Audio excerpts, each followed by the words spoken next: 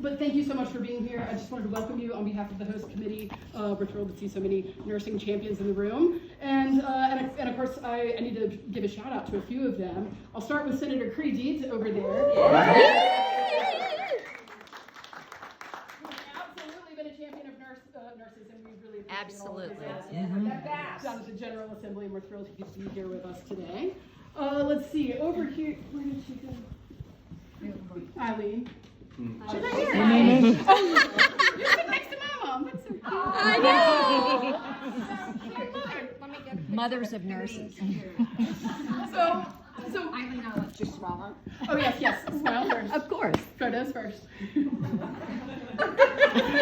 That always happens. So Eileen Davis is a nurse activist.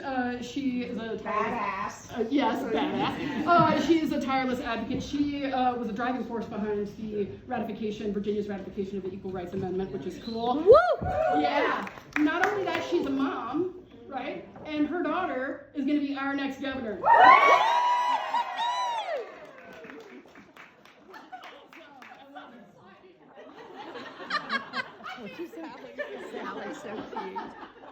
So, but this event is like important and amazing to me for lots of different reasons. I'm going to share one of them with you. It's really a full circle moment. So, when I was a doctoral student at UVA,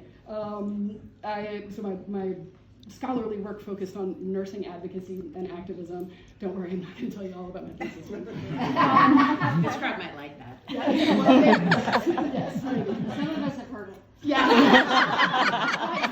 I take it all down. We're good. Yeah. But I designed an experiential learning program for nurses down at the General Assembly, and I reached out to like 2 heroes to be like, well, will you contribute? Will you maybe record a video and give some remarks, some advice, some words of encouragement to like these young learning nurse advocates and activists? And both of them enthusiastically said yes, and both of them are here, and they're on both sides of me. So, Pam Cipriano and Congresswoman Abigail Spanberger. Pretty awesome. There's actually even more of a point to this story. And your committee chair. Yes. Oh, hey, look! Even my doctoral faculty advisor is here. It's like really full circle. I love it. Dr. Terry Yost. But no, there is more of a point to the story, and that is, so Abigail Spanberger graciously agreed to do this for me, which was awesome. And so she was set to record this video like the week before the program. And so, everything's on schedule and going well and whatever, and she's set to record this video, and then that week turned into a national disaster. Yeah, it was the week of January 6th. And I was like, oh my gosh. Immediately I was like, there is zero way she's going to record this video. I mean, and I don't blame her. Like, I couldn't imagine what she was going through during that time. I was traumatized just by watching the news, and so I was like, I even sent a message. I was like, don't worry about the video. Like, everything's fine. Not only did she like completely do that video for me and get it to me on time, she was completely and totally fantastic in it, and the students absolutely loved it. And I was so impressed. And this is a really simple story to demonstrate really big character. My point is that I can tell you that Abigail Spanberger keeps her word. She means what she says, she follows through. And when it comes to nurses, I can tell you she has our backs. Yeah. Woohoo! So let's see. Now I want to, it's my privilege to introduce you to our host, Pam Cipriano. Yes, indeed. Has so graciously opened her home to us today, which we really appreciate. Pam, she is the immediate past president of the International Council of Nurses, former president of the American Nurses Association, former dean and professor emeritus of the UVA School of Nursing. I mean, I could go on and on. Y'all get the point. She's badass. Yeah. I mean, how often do you get to hang out in the same room with our next governor and also the highest ranking nurse in the world? Recently retired. Now, We should cheer that. Nurses probably, like anytime a nurse tells me they're recently retired, the next thing out of my mouth is, so where are you working? What are you doing? Yeah. They're always there. How much time you got? Yeah, exactly. But in this case, I don't have to ask her. I know what she's been doing and where she's been working. She's been working her butt off to raise funds for this event and to help us through a fantastic campaign event and to build support and rally support for Abigail Spanberger. So thank you so much for coming. You're more than welcome. And who can say no to Ashley anyway? Me. I'm good at it too. No, not often.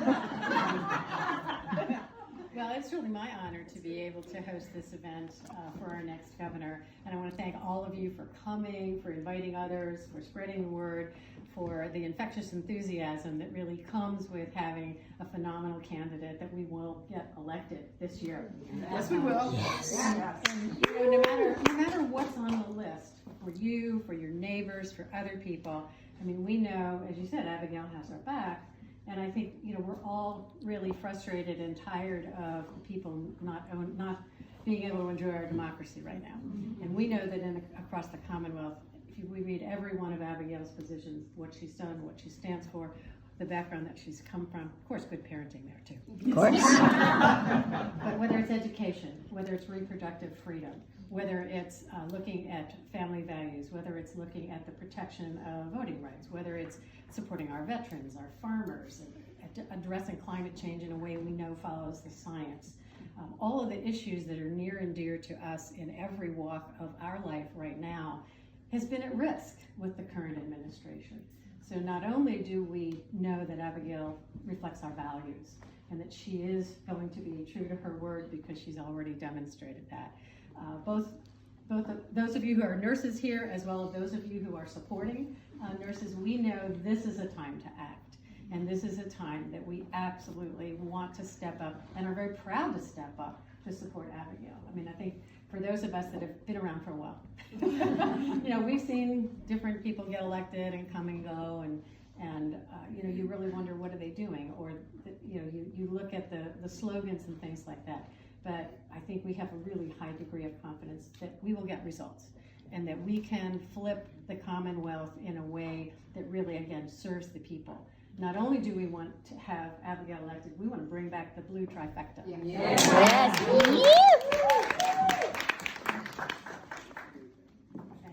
Thank you. Oh my goodness. Pam, thank you so much for the introduction. Thank you for hosting us. This is an incredible view of the nurses and the mountains. Ashley, thank you for always being such a strong advocate for your patients and for other nurses and for community members. We first met each other some years ago when you had your advocate hat on, really coming to the table of discussions with a purposeful intention of ensuring that in politics, the discussion about healthcare and people, that you could bring the real stories of the impact of the choices that people either on Capitol Hill or in Richmond make and those impacts on people's lives. I am so excited to be in a room full of nurses, and I'm grateful to everyone for being here, for supporting the campaign. You know, one time I was at an event and my mother happened to be there, and I got a phone call afterwards because, you know, typically I will talk about the fact that I grew up in a house of service where my father was career law enforcement and my mother was a nurse. And the talking to I got was, Abigail, you can't say I was a nurse because everyone's going to think I'm dead. So without knowing it, you validated the scolding. So now I say my mother is a nurse who in principle is retired. Again. No, not successful. But she's successful in many other things, just not retired. But I think that speaks to, frankly, the heart of it all, which is there are certain careers, there are certain passions, there are certain paths that people go down where even when you stop going to work every day, it is still a driving force of who you are. It is a lifestyle career. It informs who you are. It informs how you look at the world, how you interact with other people. You know, I know that in a room full of this many nurses, there's constantly the attention to people and to their comfort and to their health and to community, frankly. Because within discussions related to healthcare, it is so frequently the nurses that see the full picture. It is so frequently nurses who are at a bedside or running labs or understanding the challenges facing families, whether it is the stress of a family member's hospitalization or illness, or the just day-to-day impact that everything from well visits to the most catastrophic of hospital stays can mean for a family. And so I think that is really why the advocacy and the willingness that you all are willing to be here as nurses supporting our campaign, what that really means in the grand scheme. It's because it's on behalf of all of those stories that you keep with you, the stories of people you've impacted in ways that, quite frankly, will stay with those who are impacted long into the future. And so I did grow up in a household of service. I did know that I always wanted to follow in my father's footsteps, with no disrespect to my mother. It's very tough when she's right here, and I feel like everyone's on her side.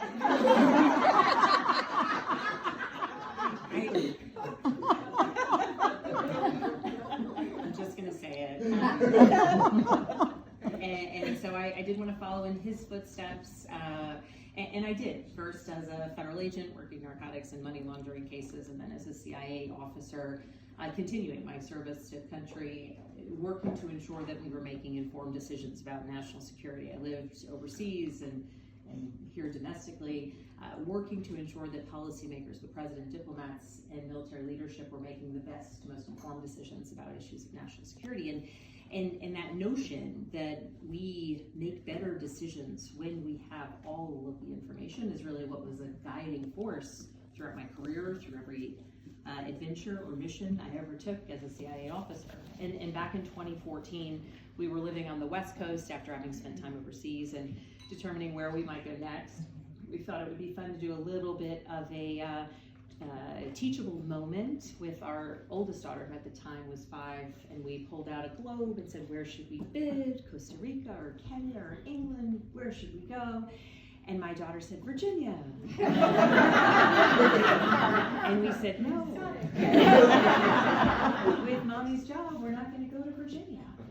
And she said, but why not? Everyone we love lives in Virginia. And she's right. My sisters, their families, my parents are in Virginia. My husband's brothers, their families, his parents are in Virginia.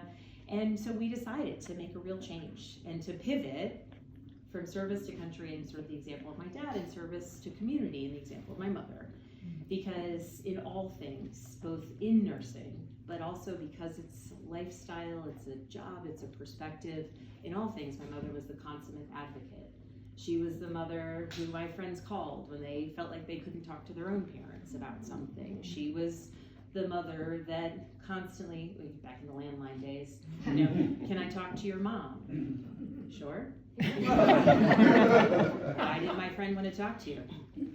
She wanted to tell you, she'd tell you, Abigail. But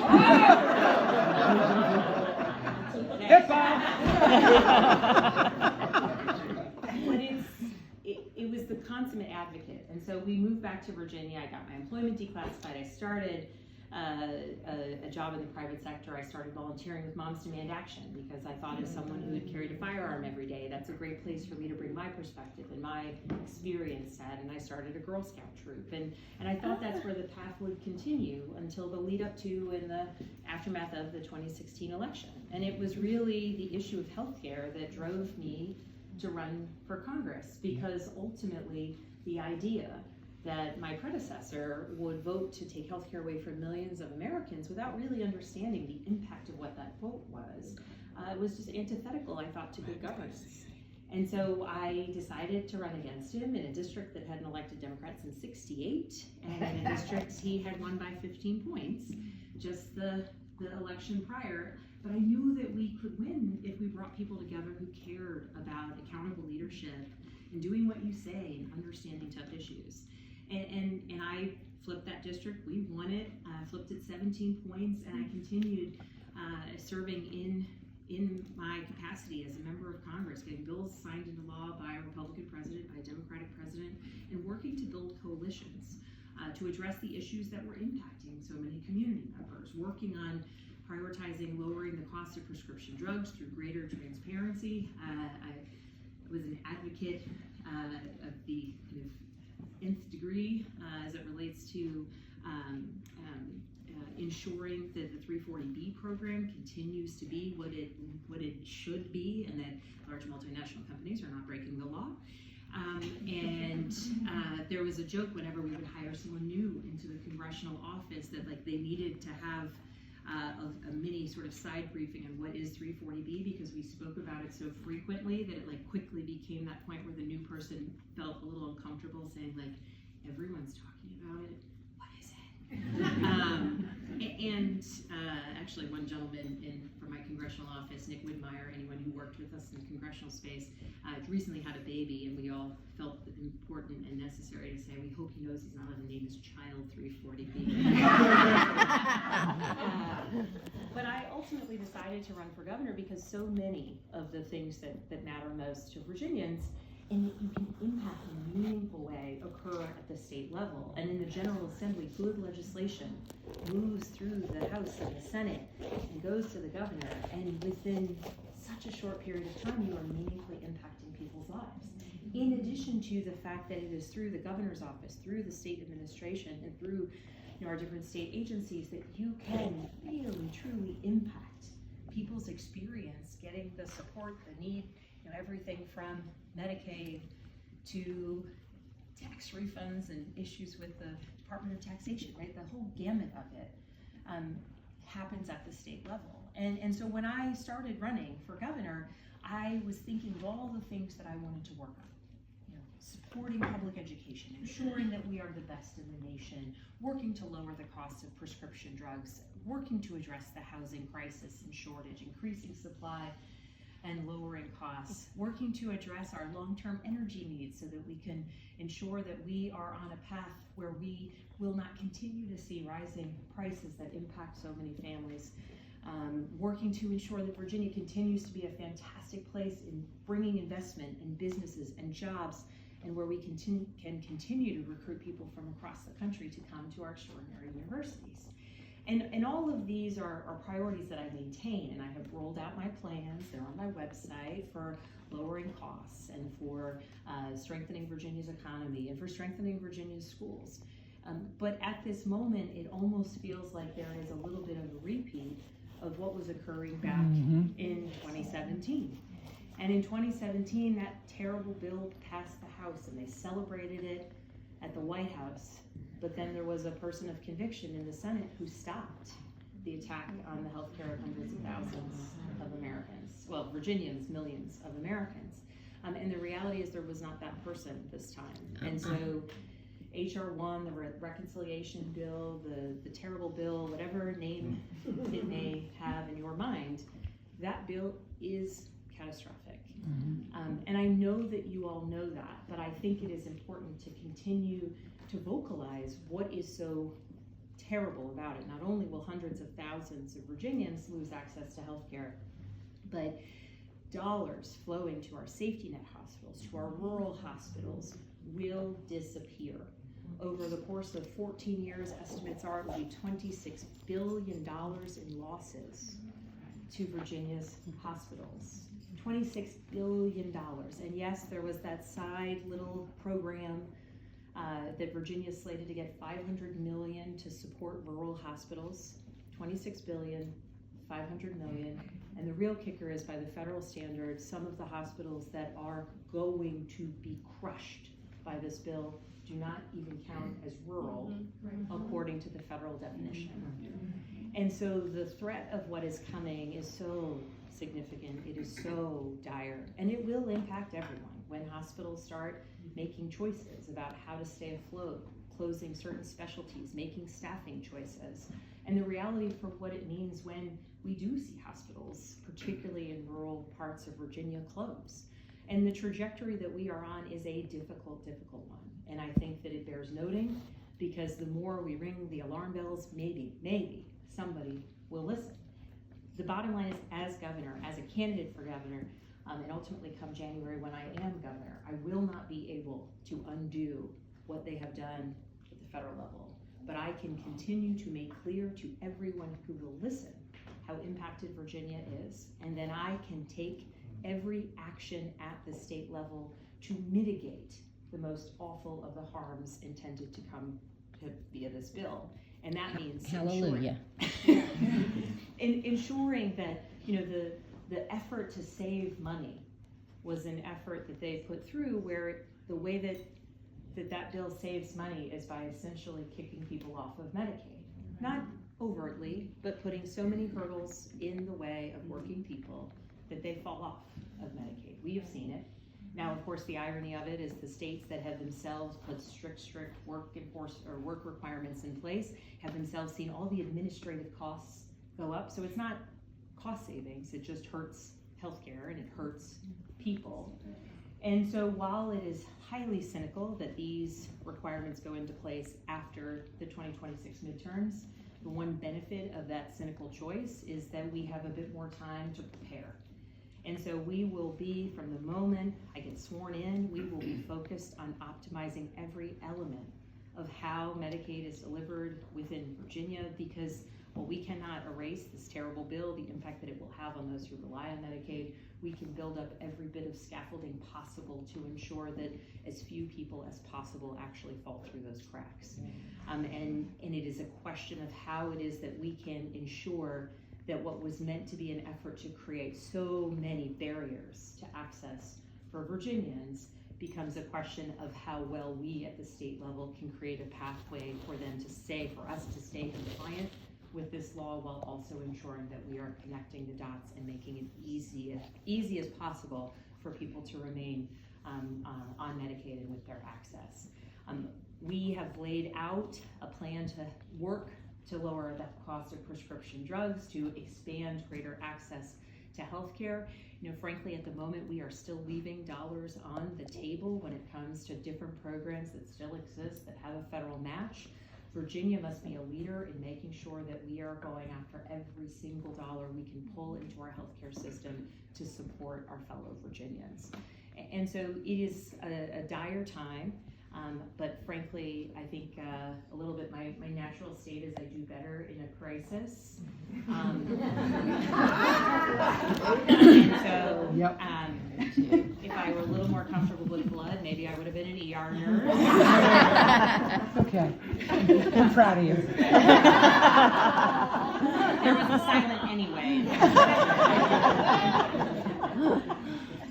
But the reality of this moment is that there are so many people across Virginia who will face untold hurt, and they don't even know what's coming.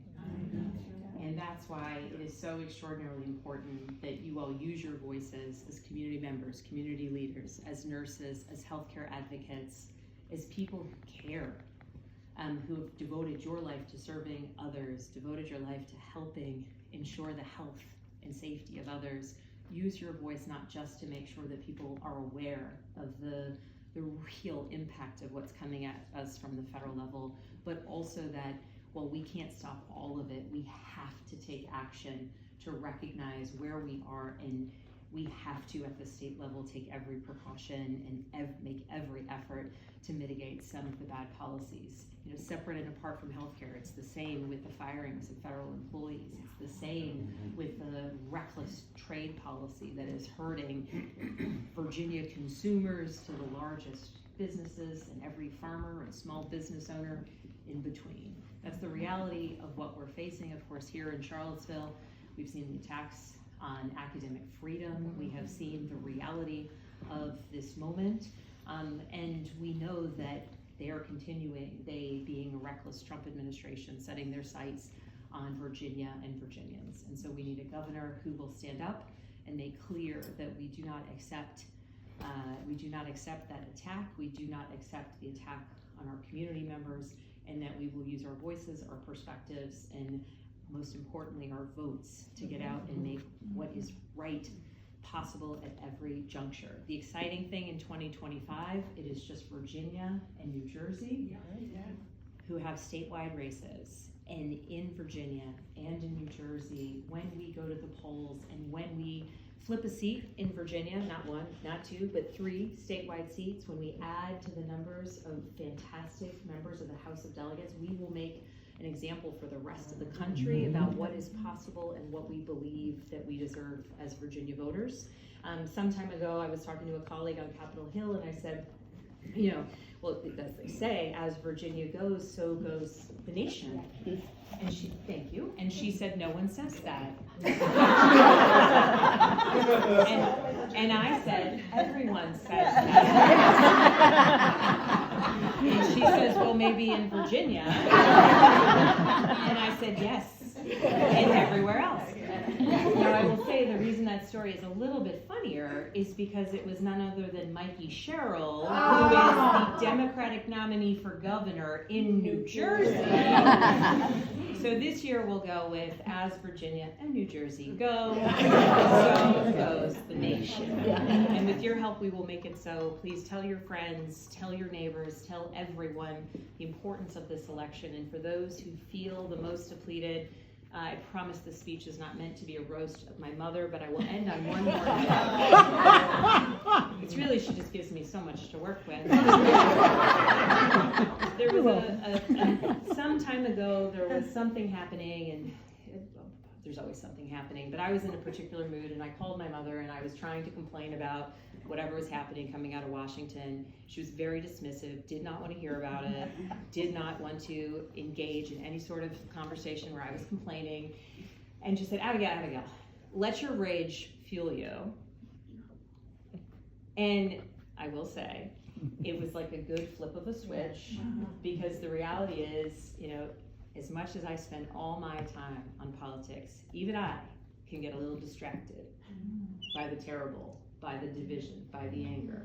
And when my mother said, Abigail, let your rage fuel you, it was a good reminder to just come back to the center, and every input that is coming at us that makes us angry, that makes us horrified, that we want to scream about or cry about or just rage about, let it fuel you.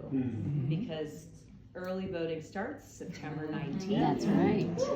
And we need a lot of fuel to get through to November 4th, this election day. We will win. We will win decisively. We will send a message to the rest of the country, and we need all of your help to do it. So thank you so much.